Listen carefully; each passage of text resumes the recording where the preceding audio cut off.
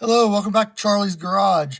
So I was in the 68 Mustang and I was doing some steering wheel work here, and I realized that I still have never really given a very good explanation on my digital gauge or done a review on it for you guys. So that's kind of what I want to do today, is kind of let you guys know how this worked out, what I think about it, where you can get one if you want to go that route. But one of the most distinguishable features on the 68 Mustang is the dash layout. And if you're like me and you're doing a resto mod and you want to keep a lot of the original stuff on the car that made you like the car, but you want a modern convenience for the car, one of the things that you can do is install a digital dash. Now, if you look at my dash, you'll notice that the trim and everything is the original one out of the original car. And you can see that mine is old. It's got some scratches and dings and breaks on it that I didn't replace it. I might in the future with a new one, but for now, I went ahead and just did the digital dash upgrade with the old face. So that's the nice thing about this upgrade, is that you keep the original outward appearance, but you get the nice digital setup. So on mine, a lot of the gauges that I had weren't working. My high beam indicator light was bad. A lot of the bulbs were bad. The wiring was 50 years old and falling apart. So I decided to go the digital dash route. So if you look at it, like I said, it looks pretty original. But what's really cool about this is when you turn it on, let's do that. You can see over here on the left, you got the fuel gauge, which registers in a percentage of available fuel. You got your oil pressure gauge there in the middle. The high beam indicator still works like it should. The turn signal indicators still work like they should. And the wiper switch up here at the top still plugs into the original plug harness. You got the odometer. I reset the odometer when I installed the digital gauge, so I've got 1,154 miles on this car since I installed this gauge. And the one thing that it does have that the original didn't is a tachometer over here on the right side, and your temp gauge, right? So what comes with this? Well, basically what you got to do is you got to take this instrument panel out and you got to pull out all the old mechanical gauges that are inside of it.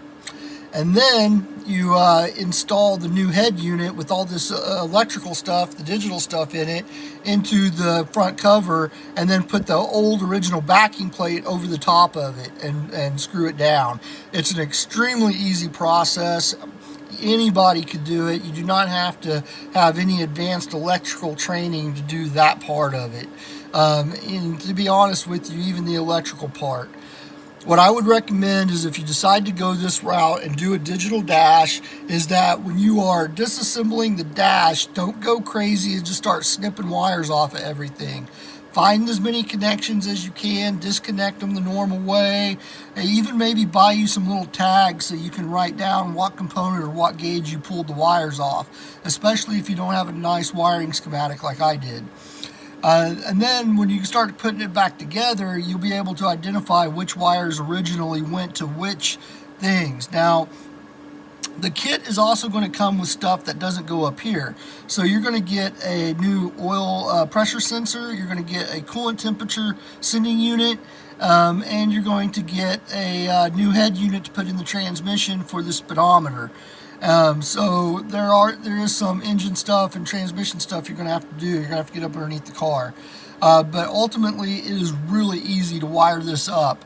And you can see they come with a lot of different color options. I went with the red because it matches the color of the car, and I just think it looks really cool.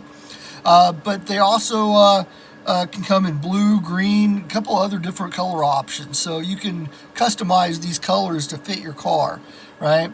You can also customize it to fit different things. Like this same head unit might work on different vehicles, and you can optimize it to be for different ones. So there's switches on the back that it'll tell you in the instructions what position to set the switches on based on the model of the car, right? So if you look down here, I'll try to reach it but stay on camera here. You got two of these, one on each side. I haven't made spots for them, so they're kind of just hanging out at the end right now. But you got one of these that can work like a normal trip odometer. If you look at my odometer right there, you can see it's changing. It's showing tenths, and you can make some changes with it on what you want it to do. Over here on the other side is a 0 to 60 second timer, or a 0 to 60 timer. And you can actually use this one to do your 0 to 60 time. So if you're interested in racing or quarter-mile times or stuff like that, if you look in the instructions, they'll tell you detailed things about how to use this guy. I'm not building a race car with this guy. This is more of a daily driver, so I haven't really used this option, but it is available. It's pretty neat. So who did I buy this from? So this, there are places you can buy digital dashes from. I went with this company. It's called Intellitronix, right? And so if you look right here, you can see that it is made specifically for 67 to 68 Mustangs. There's you a part number if you're interested in it. I will take a picture of this and put it in the comments so that you guys have it. And then it shows you the kit components that comes in it. You can see that it has the circuit board, the smoked acrylic lenses, temp sending unit, pressure sending unit, speedometer sensor, and a mounting kit. So it tells you to remove all the gauges, right? It tells you how to put it in together. And then if you open it up inside, forgive the coffee stains. I spilled some coffee when I was doing this install. But it tells you what all the different colored wires, what they're used for, what goes to ignition, what goes to the dimmer switch, what goes to the high beams, turn signals, brakes, water temp. It's all color coded for you. So if you did what I said at the beginning, and let's say, for example, you disconnect the wires going to the fuel gauge and you put a tag on it, then when during reassembly, you would know that that tag goes to the yellow wire, right? It's that simple.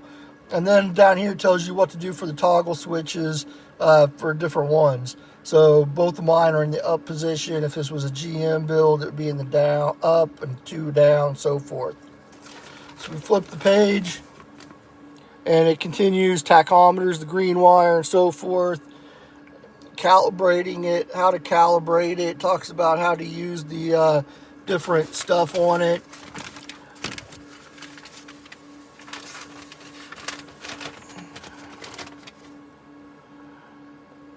All right, so it's a really good setup. So, like I said, you know, it's a pretty good setup. You fire the car up.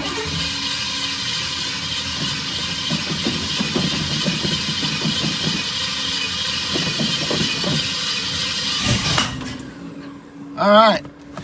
Bad thing to have happen in your video. The car's been sitting in here for over a month and hasn't ran, so it needs a little fuel in the carb.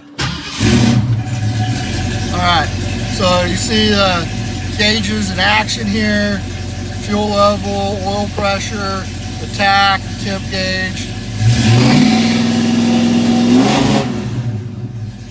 Alright, so really nice.